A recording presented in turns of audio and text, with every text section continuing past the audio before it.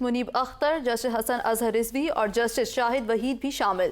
Audio leaks commission کے خلاف دائر درخواستوں پر سماعت کل دن 11 بجے ہوگی۔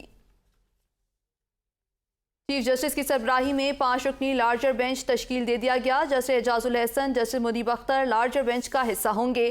جسٹس حسن اظہر رضوی اور جسٹس شاہد وحید بھی بینچ میں شامل ہیں۔ چیف جسٹس نے آڈیو لیکس کمیشن کے خلاف درخواستوں پر لارجر بینچ تشکیل دے دیا ہے۔ چیف جسٹس کی سربراہی میں 5 رکنی لارجر بینچ کل سماعت کرے گا۔ جسٹس اعجاز الحسن، جسٹس منیب اختر، جسٹس حسن اظہر رضوی اور جسٹس شاہد وحید بھی شامل ہیں۔ سعید بلوچ نمائندہ ABN ہمارے ساتھ موجود ہیں۔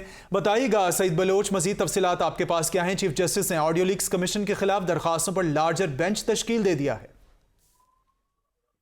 جی بالکل، چیف جسٹس آف پاکستان کی جانب سے جو مبینہ آڈیوز کی تحقیقات کے لیے کمیشن تشکیل دیا گیا تھا، اس کے خلاف 4 درخواستیں دائر کی گئی تھیں اور ان درخواستوں کو اب چیف جسٹس کی جانب سے سماعت کے لیے مقرر کر دیا گیا ہے اور ان 4 درخواستوں پر 5 رکنی لارجر بینچ کل دن 11 بجے سپریم کورٹ آف پاکستان میں سماعت کرے گا۔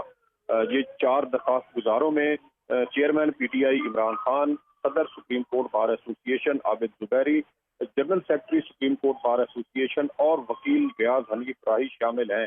آج جو صدر ہیں سپریم کورٹ بار ایسوسی ایشن کے، ان کی جانب سے سپریم کورٹ میں درخواست دائر کی گئی تھی جس میں جو جوڈیشل کمیشن ہے مبینہ آڈیوز کی تحقیقات کے لیے جو تشکیل دیا گیا ہے اس کا نوٹیفیکیشن کالعدم قرار دینے کی استدعا کی گئی ہے۔ اس کے علاوہ ان کی جانب سے درخواست میں موقف اختیار کیا گیا تھا کہ کسی بھی شہری کی کال یا فون ٹیپنگ کرنا غیر آئینی اور غیر قانونی ہے۔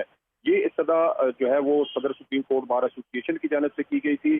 اس کے علاوہ سابق جو وزیر اعظم ہیں عمران خان، ان کی جانب سے بھی درخواست میں موقف اختیار کیا گیا تھا کہ سپریم کورٹ جو مبینہ آڈیوز کی تحقیقات کے لیے جوڈیشل کمیشن تشکیل دیا گیا ہے اس کا نوٹیفیکیشن کالعدم قرار دے۔